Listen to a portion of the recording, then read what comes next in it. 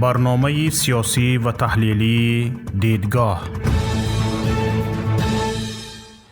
درود و سلام به تماشابینان شبکه یوتیوبی پیام و تلویزیون تیپیلیوس. به برنامه تحلیلی خبری دیدگاه خوش آمدید. امروز درباره وضع دو نفر، یک زندانبان و دیگر زندانی حرف میزنیم. البته وضع سلامتیشان از گرفتاری و کرونا ویروس. تماشابینان گرامی، طوری رسانه ها خبر دادند وضع سلامتی رحمت الله رجب، زندانی سیاسی عضو ریاست عالی حزب نهضت اسلامی تاجیکستان، دوباره وخیم شده است. نزدیکانش گرفتاری دوباره رحمت الله رجب به ویروس کرونا را استثنا نمی‌دانند. در همین حال مقامات زندان از انتقال رحمت الله رجب به بنگاه طبی خودداری می‌کنند. شهرت رحمت الله، روزنامه‌نگار و پسر این سیاستمدار زندانی که در اروپا به سر میبرد، با استناد به خانواده‌اش میگوید از شدت بیماری پدرش 4 روز آخر تقریباً چیزی نخورده است. حرارتش اطراف 38 درجه باقی میماند و هنگام سخن گفتنش شنیده می شود که با زحمت نفس میکشد. به نام خداوند بخشنده و مهربان. البته این گمانی بنده است و راستی گپ نمیخواهم یک چنین گمان داشته باشم، ولی چاره چیست که در ذهنم چنین فکرها خطور میکند. رسا 10 روز قبل یا بیشتر از این، پیش از آن که پدرم مریض بود، پدرم از زندانبانها درخواست کرده بود که برایش همون پرونده، یعنی همون حکمی 100 صحیفه که از جانب پروکراتور گنرالی جمهوری تاجیکستان صادر شده بود، میخواستن اونا برایش دسترس کنند تا که از بالای آن حکم که در جایی که نام پدرم ذکر شده است و اتهام های بر دروغ در اونجا درج شده است، میخواستم بالای این حکم یک نامه به پرزیدنت کشور و به ساختارهای دولتی بنویسم. متاسفانه این درخواستش رد شد و همون 100 صحیفه حکم را دسترس نکردن و پیش از اینم 2 مرتبه پدرم، یکی به پرزیدنت کشور نامه نوشت و به دادگاه عالی نامه نوشت که نامش از زندان به بیرون نبرآمد. از همین لحاظ فکر میکنم که پدرم بسیار فکر کردن و دیگر طبیعی است که در زندان انسان غم میخورد، غصه میخورد و وقتی که نامه را دسترس نکردن و درخواست کردن به پیوندان تا که پیوندان اون 100 صحیفه حکمی سود را برایش دسترس کنند و پیوندان نیز آن حکمی سود را پیدا کردند و در یکی از چاپخانه های کشور اون را در حجم 50 صحیفه پشت رو نسخه برداری کردند و در داخل کنویر بردن به زندان تا که به پدرم رسانده شود، ولی متاسفانه اون رسانیده نشد و فکر میکنم این از همون سبب است که پدرم فکر کرده است، غصه کرده است و مریضیش اوج گرفته است، دیگر مریض شده است و فکر میکنم که رد شدن درخواستی پدرم هم این ربط میگیرد به همین معرکه پیش از انتخاباتی، چون عادتا مقامات در این معرکه ها نمیخواهد که یک شخصیت و یا این و آن نفره در رسانه ها در این وقت کدام یک واکنش یا اینکه شکایت در عموم یگان سر و صدای در رسانه ها تاب و نشر شود. و این بود که شاید پدرم فکر کردن، غم خوردن و مریضیش اوج گرفت و به زندان هم برای مریض شدنش شکایت برد و از طرف زندان یک دکتر را برایش فرستادند که اون دکتر هم آمد پدرم را گویا تشخیص کردن و کدام فرمایش برای فرمایش داد و پیوندان هم نیز فرمایش دکتر را گرفتن، داروواری گرفتن و به زندان بردن و بعدی از همون داروها را استعمال کردنشون حبوچنی افکت داده است و پدرم وضعیتشون از بد بدتر شد و در نهایت فهمیدم که وضعی سلامتی پدرم در زندان واقعا بد بوده است و به قول پیوندان که وضعی سلامتی پدرم هم رسانی شد و سرریاست زندان هم برای پدرم دکتران را فرستاده است و گویا پدرم را تشخیص کردند و همون نسخه تشخیص پزشکان به دستی پیوندانم رسید و اون نسخه را بنده هم دارم چون عادتا پزشکان را حسن خطشان را خواندن خیلی مشکل است. یک جا که من چشمم افتید پدرم ادنومیا شده است و به هر صورت تصمیم گرفتم این تشخیص را به متخصصی خارجی فرستادم و منتظر همون پاسخ متخصص هستم و تا که بدانیم باز پدرم چی درد دارم. در آغاز پهنشوی کرونا ویروس رحمت الله رجب به آن گرفتار شده در بنگاه طبی زندان طبابت و به آن پیروز شده بود. مقامات هرچند به وجود کرونا ویروس در زندان ها اعتراف نکردند، دیرتر اعلان کردند که پیش راه پهنشوی ویروس در زندان ها گرفته شده است. اگر حالا این زندانی سیاسی واقعا دوباره به ویروس مبتلا شده است، پس وضعیت در زندان های کشور خیلی نگران کننده است. در آغاز موج اول ویروس در تاجیکستان زندان های کشور پر از گرفتاران این بیماری بودند.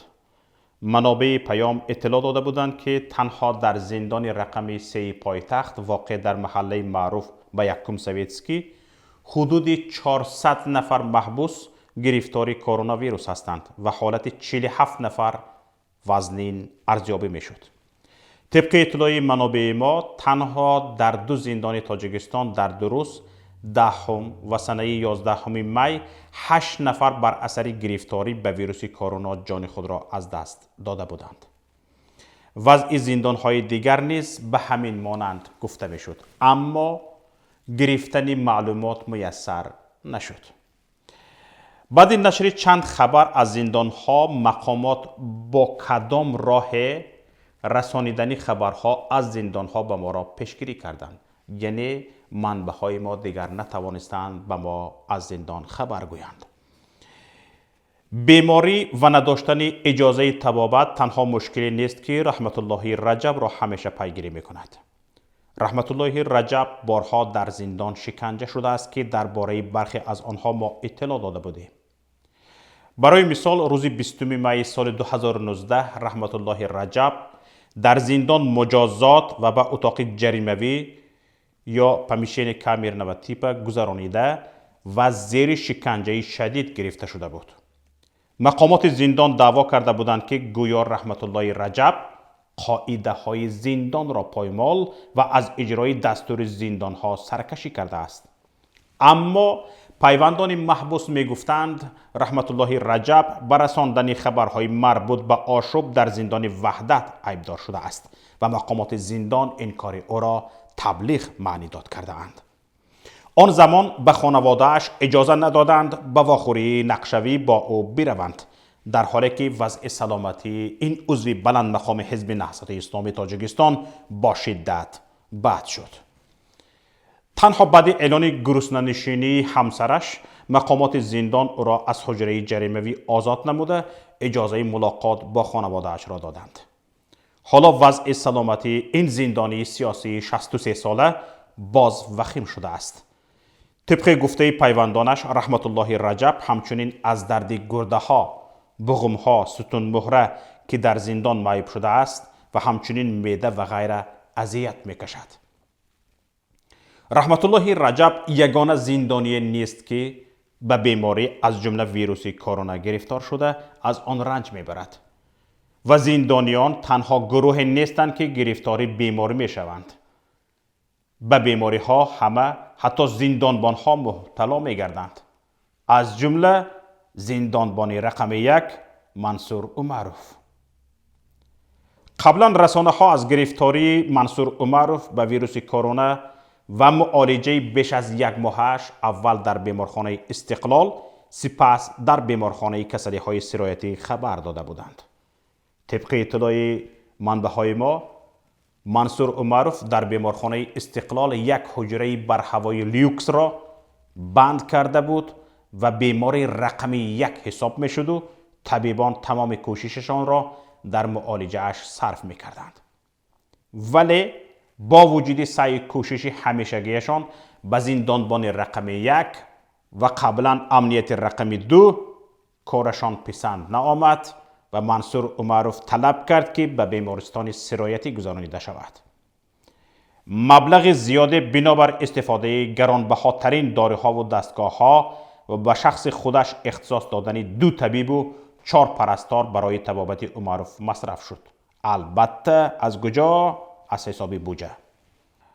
طبیبان همیشه زیر فشار شدید روانی قرار داشتند که در صورت شفا نیافتن منصور عمروف زندانبان رقم 1 قبرشان را میکند. بعد 3 هفته شفا یافتنش از کرونا و مرخص شدنش از بیمارستان، منصور عمروف دوباره به آنجا برگشت. این دفعه بنابر خونروی شدید معده. حالا گفته می شود از این بیماری هم شفا یافته است و آماده برگشتن برای نظارت به سر زندان هاست. منابع می گویند هرچند از عمروف با تمام شرایط و کوشش پرستاری می شد، منصور عمروف ضمن گرفتاریش به کرونا ویروس بدترین نحوه بیماری را از سر گذراند.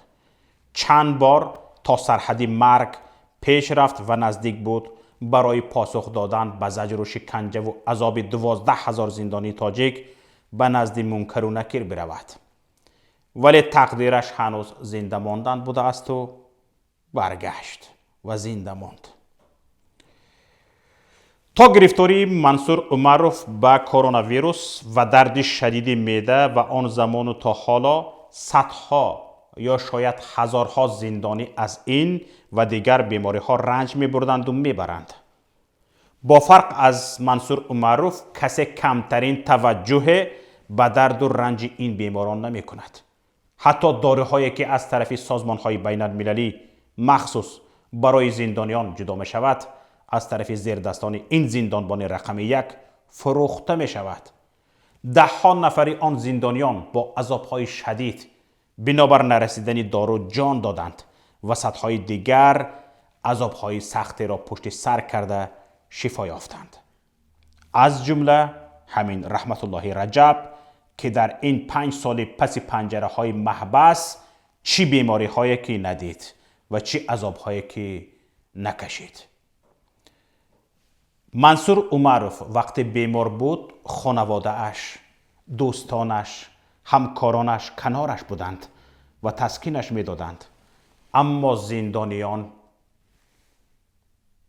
زندانیان که برابر منصور عمروف، سیمومین یتیموف و امام علی رحمان حق دسترسی به طبابت را ندارند. به جای حرف تسکین دشنام و تحقیر میشنوند. این سوال به ذهن می آید که وقتی منصور عمروف جان میکند و در سرحد مرگ قرار داشت، آیا بار عذاب زندانیان به یادش آمده باشد؟ آیا بار فکر کرده باشد که 12,000 زندانی که منصور عمروف مسئول نگهبانیشان است کمترین دسترسی به توابت و مهربانی نزدیکانشان را ندارد؟ وقتی حرف تسکین نزدیکانشان را میشنید، آنها را بالای سرشان میدید؟ آیا بار فکر کرده باشد که رحمت الله رجب در آرزوی شنیدن یک کلمه پدرجان گفتن نیلوفر است اما امکانش را ندارد؟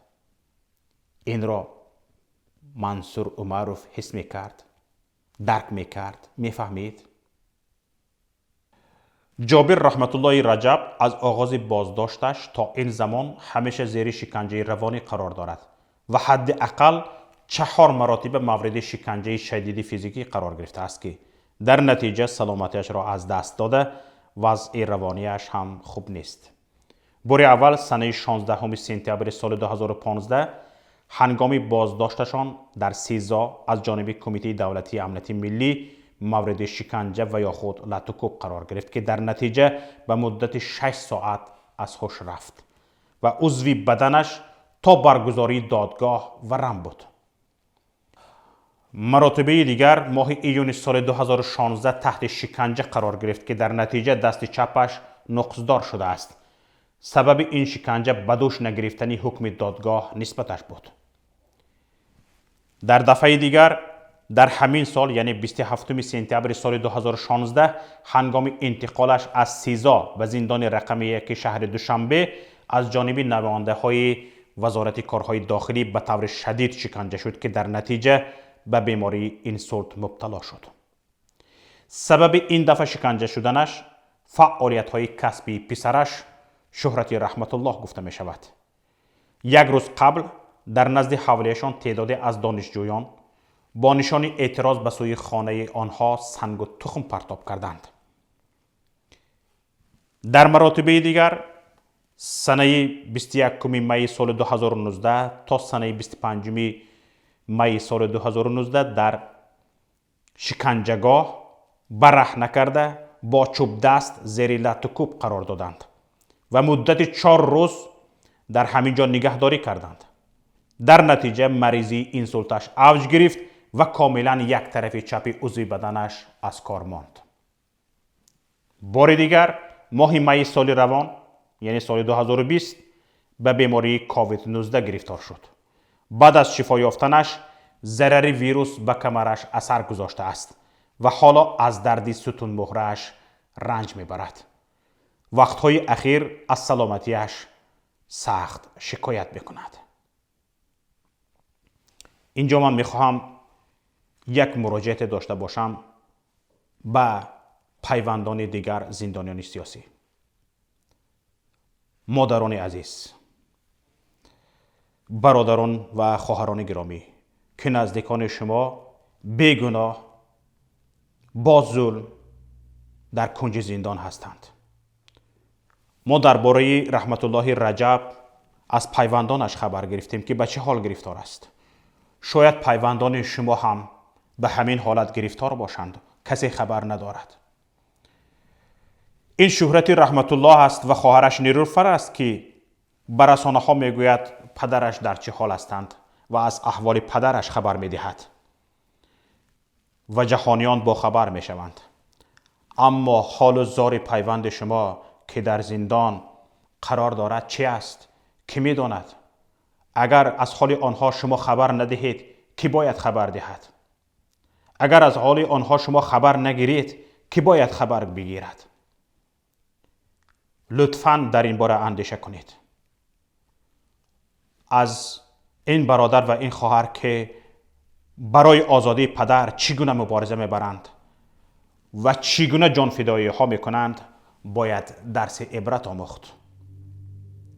اگر شهرت رحمت الله و نیلوفرها زیاد باشند و هر یک زندانی سیاسی یک دو فرزندش اگر همین خیل دل گرده کنند، خون گرم خون روان داشته باشند، حتما این زندانیان آزاد می شوند. حتما ظالمان به فکر اندیشه می افتند.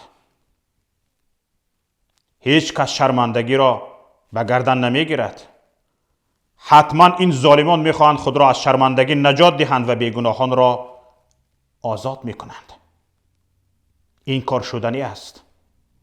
فقط از شما جرأت لازم است، جسارت و شجاعت لازم است. همین است و بس. اینجا نهایت برنامه امروزه دیدگاه است. برای پیگیری بیشتر از برنامه های ما لطفاً به شبکه یوتیوبی پیام تیوی و کانال تلگرامی ما ابونه شوید. کسانی که این برنامه ما را از شبکه ماهواره‌ای تی پلیوس تماشا میکنید لطفاً نظرهایتان را توسط پیام فرستک‌های تلگرام، ایمو، واتساپ و وایبر به رقم 49 15 16 46 15 947 فرستید. با امید دیدار در روز دیگر. السلام علیکم و رحمت الله.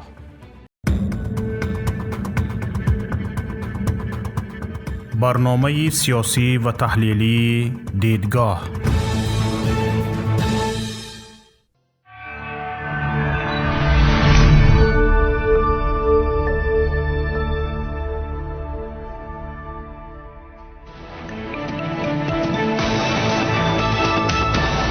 رادیوی پیام. در فضای سیاست صدای جدید. رادیوی پیام. علم، فرهنگ، نوید. رادیوی پیام. مشورت، بحث، گفت و شنید. در تمام دنیا روی رسانه اینترنتی رادیو پیام نقطه نت.